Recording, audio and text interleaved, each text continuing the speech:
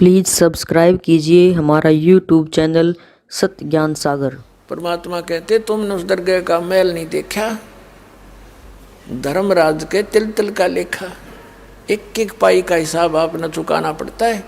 और इस जैसे भी अभी आपको बताया कि पहले इस अज्ञानता में आपने कितनी गलती कर दी और कितने अपराध बन गए। कसाई तक का भी उदाहरण दे रखा है कि सदना नाम का कसाई था और वो भी अपने जॉब को छोड़ना नहीं चाहता था। कदे भूखा मर जाऊं मैं और क्या करूँगा। भगवान संतों का ज्ञान सुना पर संत से मिला सदना और प्रभावित हुआ, सारी बातों को स्वीकार किया, लेकिन रोजी रोटी फिर अड़ गई आगे। संत परमात्मा स्वयं आते हैं साधु रूप बना के अपनी प्यारी आत्माओं को सतमार्ग बताते हैं। कबीर परमेश्वर आते हैं, साधु रूप में बैठे थे तो सदना कसाई ने सत्संग सुना। परमेश्वर जो संत रूप में आए हुए थे कबीर जी, बड़ा प्रभावित हुआ, अपने कर्मों की तरफ झांका और कहा भगवान मैंने तो नाश कर दिया, क्या मेरा भी उद्धार हो सके गुरुदेव, हे महात्मा जी। तब संत ने कहा, संत रूप में परमात्मा विराजमान थे, कहने लगे भाई आगे पाप करो ना और पिछले माफ हो जाएंगे, इस भक्ति साधन से मैं बताऊंगा ऐसे। वो कहने लगा जी, परमात्मा ने पूछा तू कौन है भाई, कि मैं कसाई हूँ जी, मैं कसाई हूँ, कसाई सदना कसाई, सदना नाम मेरा सदना नाम है, क्या मेरा मुझ पापी का भी उद्धार हो सकता है।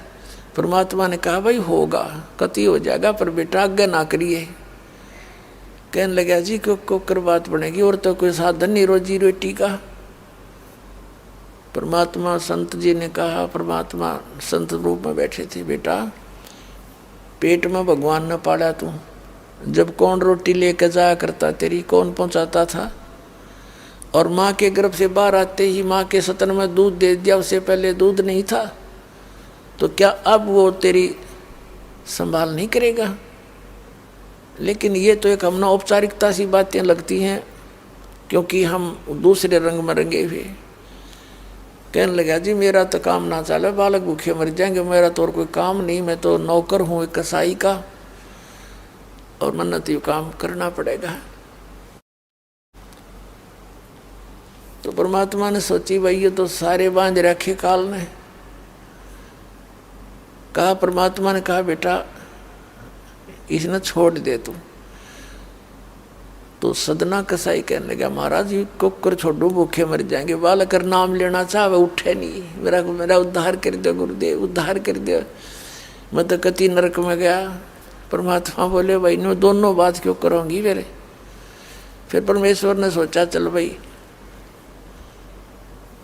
चाकस होती है इसकी तो बहुत जबरदस्त इच्छा भगवान में।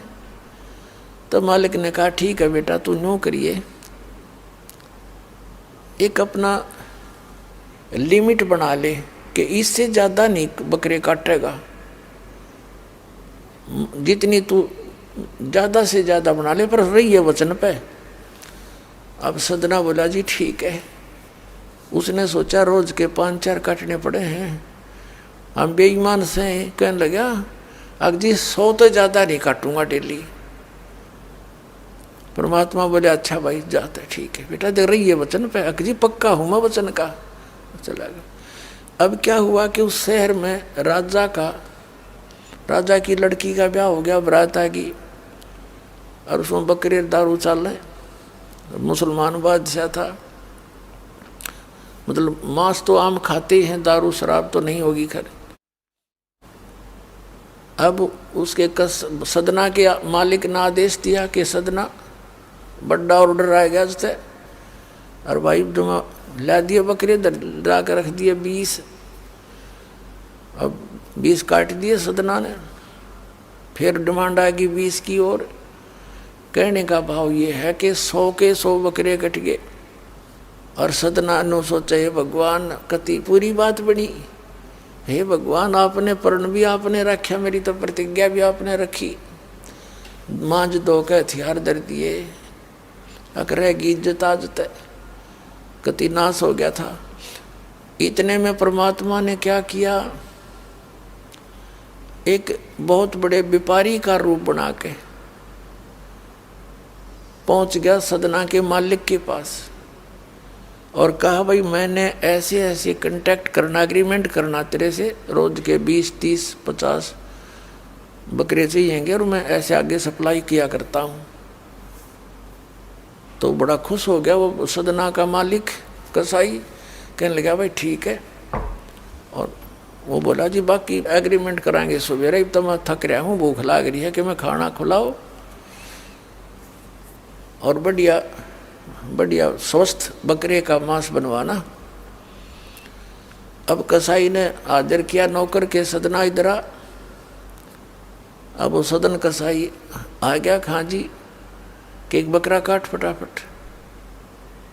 और बड़ा व्यापारी आया है, बड़ा एग्रीमेंट हो गया है, वो होगा बड़ी बढ़िया अच्छा। और भोजन तैयार करा, भेज रसोई में। अब सदना के हाथ पैर फूल गए, आखिर वाह बात बिगड़ गई भाई, तो ना बनी बात, आज तो प्रतिज्ञा भंग होएगी। अब उसने सोचा कि जब बकरा ना काटूंगा तो यो मालिक नौकरी तो निकाल लेगा, और जब बकरा काट दिया तो वचन भंग हो गया, मेरी तो बात बिगड़ गई दोनों तरफ से। तो उसने सोचा एक आदमी का भोजन बनेगा, तो उसने क्या सोचा कि बकरे के नड़े नड़े काट दूं, अंडकोश, अब मेरा पर्ण भी रह जाएगा और भोजन भी बन जाएगा एक आदमी का।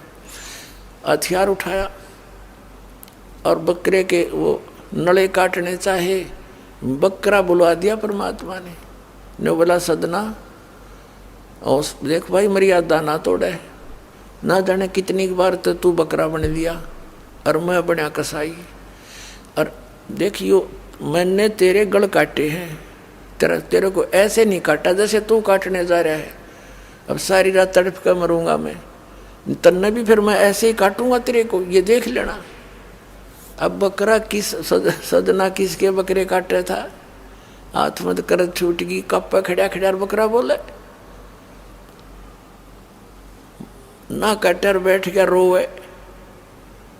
मालिक ने बाट देखी, रसोई में आवाज लगाई, रसोई से संदेशा गया जी अभी तक आया नहीं, मटेरियल पदार्थ नहीं आया, बनाऊं के ऊपर।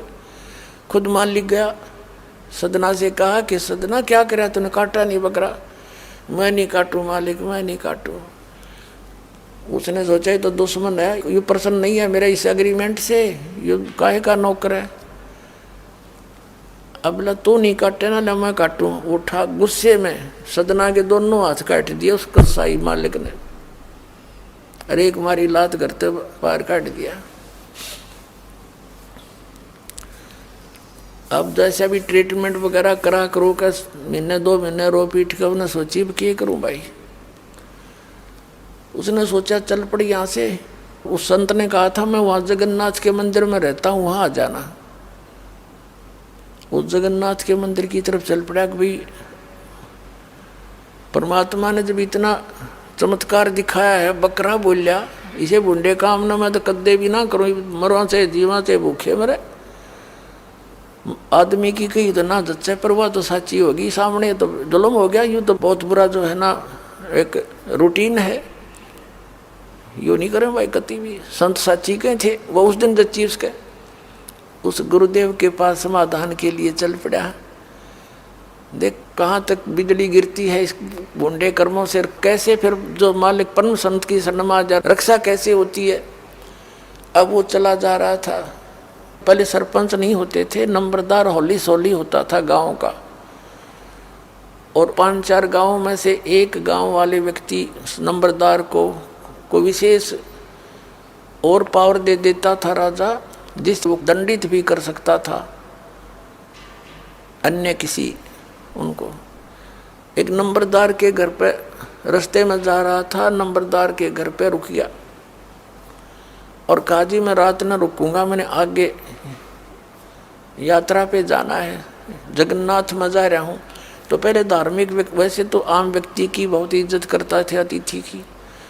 नंबरदार ने सदना को रोक लिया, रुक जा भाई, भाई रोटी खाइए, अलग से व्यवस्था कर दी, खाना खुना खा ठाट तरह। अब क्या हुआ कि उस नंबरदार की पत्नी जो थी वो बैड कैरेक्टर थी, उसने सदना के साथ दुर्व्यवहार करने की चेष्टा की। वह रोने लग गया, माई मैं तो वहाँ दुखी व्यक्ति हूँ, रात काटनी है, काटने दे तो काट लेने दे, ना मैं भी चला जाऊँगा।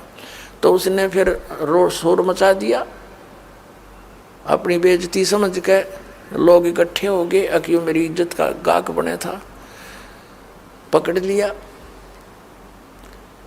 और वहीं उस शहर के अंदर, साथ में ही शहर था, वहाँ ले गए। राजा था, वहाँ का नवाब था, उसके सामने उसको पेश किया गया, उसको सजा सुना दी कि इसको मीनार में चिन दो, भुगत कर मरे। इसको कितना नंबरदार ने इसको इज्जत से रखा और इसने धोखा किया, उसी के साथ पत्नी के साथ दुर्व्यवहार करने की चेष्टा की। और उसकी पत्नी ने गवाही दे दी, जी मेरे ऐसे ऐसे सतन पकड़ दिए इसने।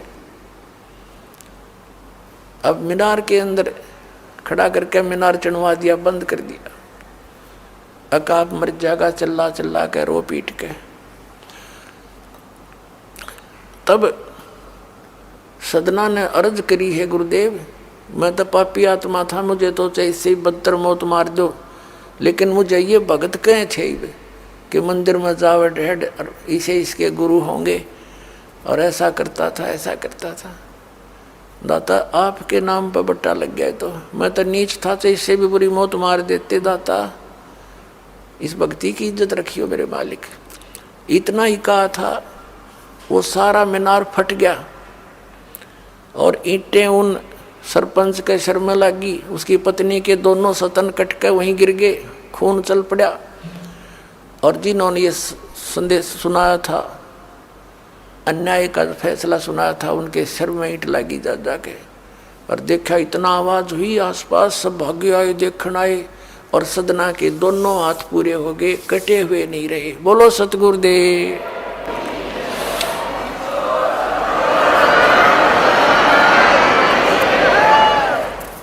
तो कहने का भाव ये पुण्यात्माओं, हम मर्यादा इतनी भारा मान रहे हैं जो भगवान के मार्ग पर चलने वाली, और उनसे ही लाभ होगा।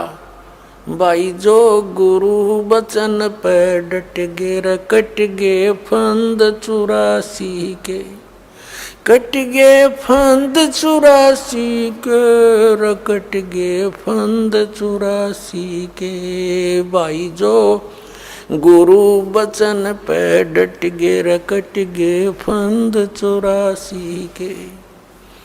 वस्तु मिली ठोड़ की ठोड़, मिटगी मन पापी की दौड़। वस्तु मिली ठोड़ की ठोड़, मिटगी मन पापी की दौड़। भरम मिटे मथुरा काशी के, भरम मिटे मथुरा काशी के।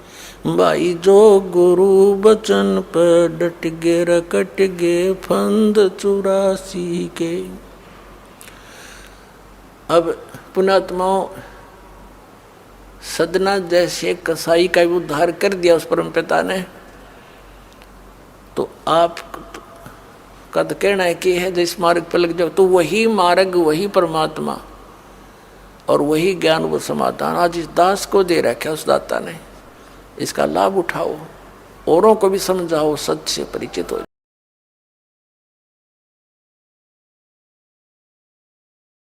प्लीज़ सब्सक्राइब कीजिए हमारा यूट्यूब चैनल सत्य ज्ञान सागर।